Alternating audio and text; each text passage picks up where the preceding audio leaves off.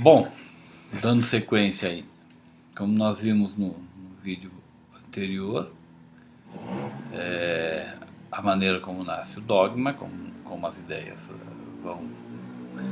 vão trabalhar, como as emoções vão, vão também se fixar nessa questão da memória emocional. Só que agora nós temos um indivíduo já relativamente amadurecido, que já possui a capacidade de sentir, já possui a capacidade de ter emoções, já possui a capacidade de formar conceitos, de formar juízos e, portanto, formar conceitos, já possui a capacidade de trabalhar as ideias e já possui no seu interior um amontoado de memórias emocionais que estão lá desde a sua mais remota infância. Tá? Ok. Esse indivíduo, ele começa a interagir com a sociedade onde ele vive, e nessa interação, uma quantidade maior de ideias, de conceitos, de definições são apresentadas a ele e ele tem que trabalhar tudo isso. Ele tem que tomar partidos, ele tem que ter definições, ele tem que tomar decisões, ele tem que praticar ações.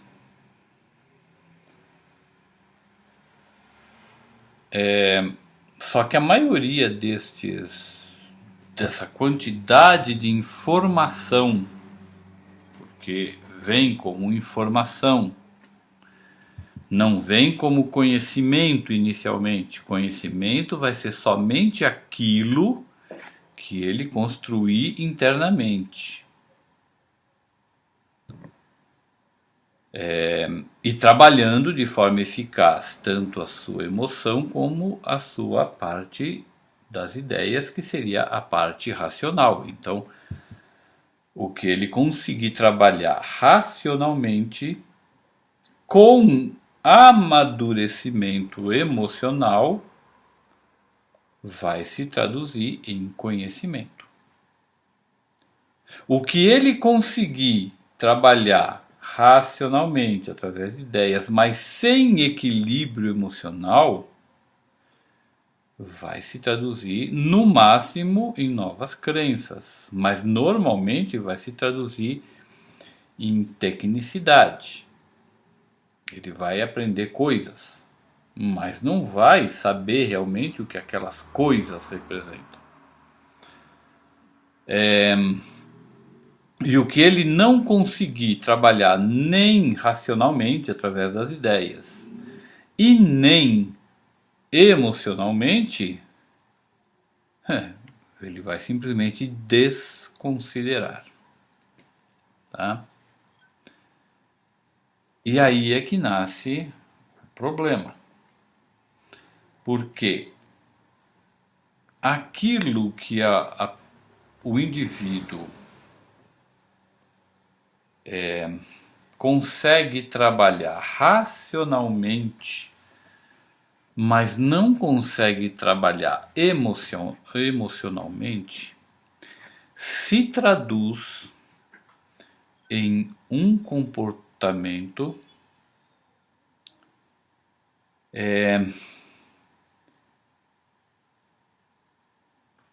de bestialidade. Bestialidade, esse é o nome, não dá para ter outro nome. De bestialidade. Por quê? Porque ele não consegue trabalhar emocionalmente aquelas coisas, consegue até certo ponto trabalhar racionalmente, então ele vai ter que agir sobre isso, porque é a emoção que faz agir.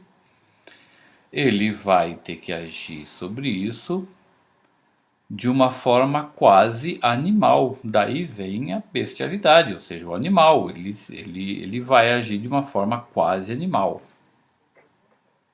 tá? Que tipo de coisa se enquadra nisso que eu estou dizendo? Bullying. Por que você comete bullying com alguém? Porque você percebe alguma coisa racionalmente ali nas ideias, mas não consegue trabalhar aquilo emotivamente. Se você vê duas pessoas se beijando, se você duas pessoas do mesmo sexo se beijando, de repente você pode querer agredir, ou seja, você vai agir como um animal por causa da deficiência emotiva que aquele indivíduo foi incapaz de trabalhar.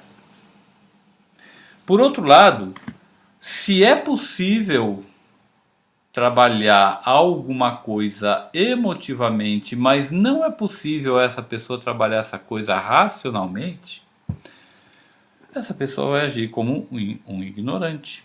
Por que um ignorante? Porque ela ignora toda a parte racional, ou seja, a parte das ideias, que envolve aquilo. Mas ela não vai agir como um animal, porque ela consegue trabalhar aquilo emocionalmente. Então ela vai ser uma pessoa ignorante. Que situações isso se mostra?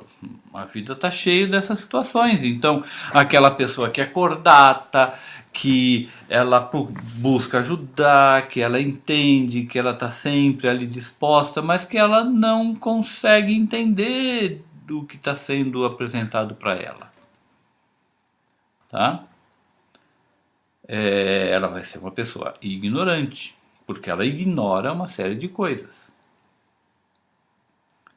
Tá?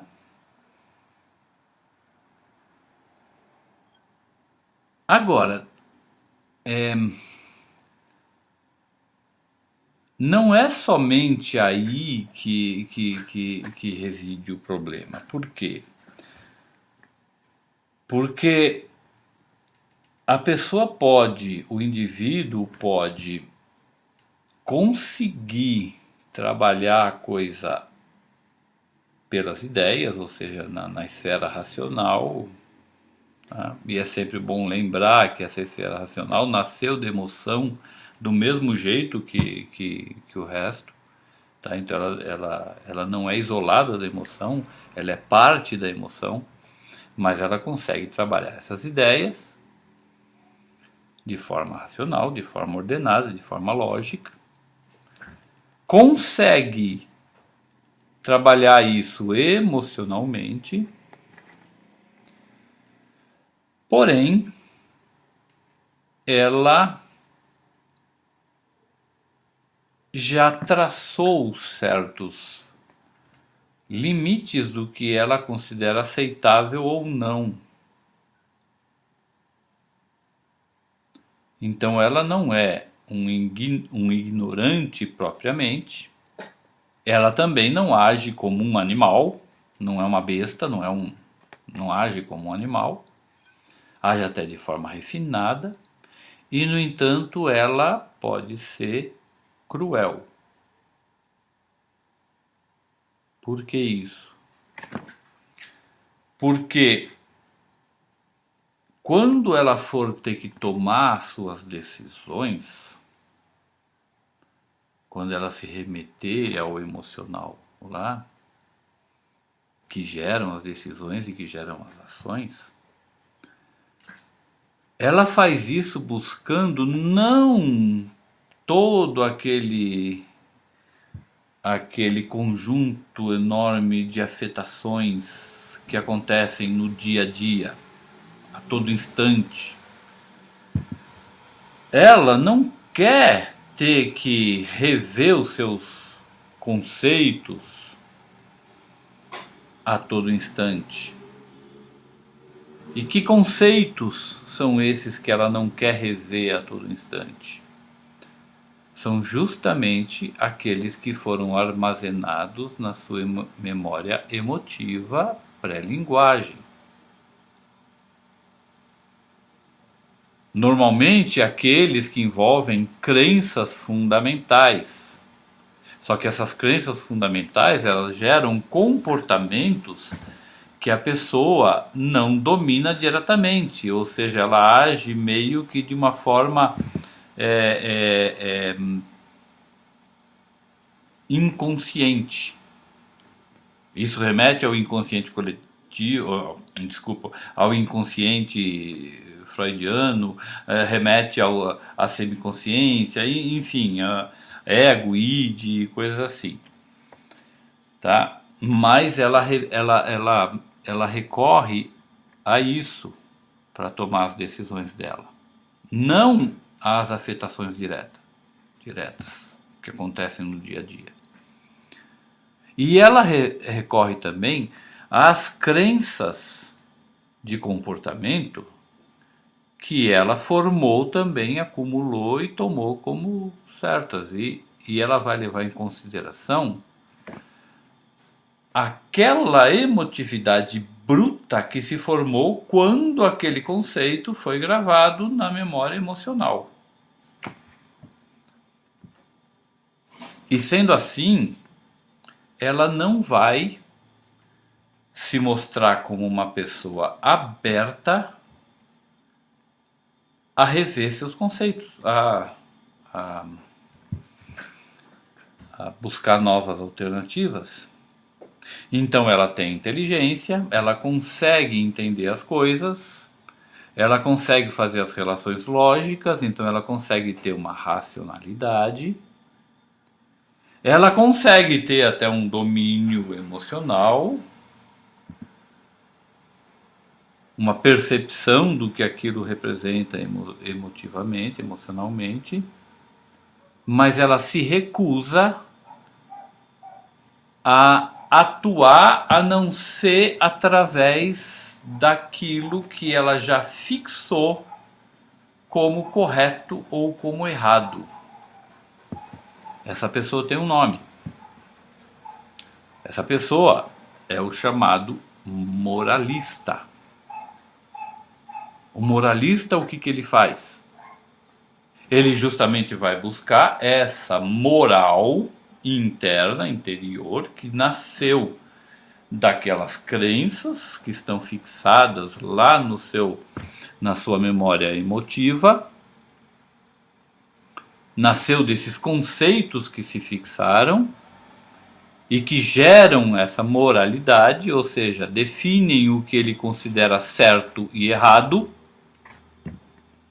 E uma vez ele definido o que é certo e o que é errado, ele se recusa a mexer nessa definição. E essa definição vai agir com maior potência ou menor potência, maior força ou menor força, dependendo do tipo de grau, do tipo e do grau de emoção que gerou a fixação desses conceitos. Tá? Então você vai ter aquele moralista que, apesar de ser moralista, mas tudo bem, ele ele não quer, ele não aceita, não admite, mas também não vai criar problemas por causa de alguma coisa que está lá. Ele fica na dele. Porque aquelas emoções todas, elas foram formadas de uma forma mais branda, mais suave. Então aquilo não causa um incômodo tão grande interno. Fica lá. Tá? Desde que não venha aqui na minha cara fazer isso, eu não quero, não gosto, mas tá lá. Mas vai ter também aquele em que aquelas crenças se fundamentaram de forma tão decisiva, com uma emoção tão forte, que ele simplesmente não aceita, não admite. E ele sai do lugar de onde ele está para ir confrontar aquilo que ele entende que esteja agredindo as suas crenças. Tá? Então, eu estou vendo aqui que já está dando 15 minutos, então não vou conseguir fazer em 4 vídeos como eu pretendia. Mas eu vou dar pausar um pouco por aqui e no próximo vídeo a gente continua para encerrar esse assunto. Até.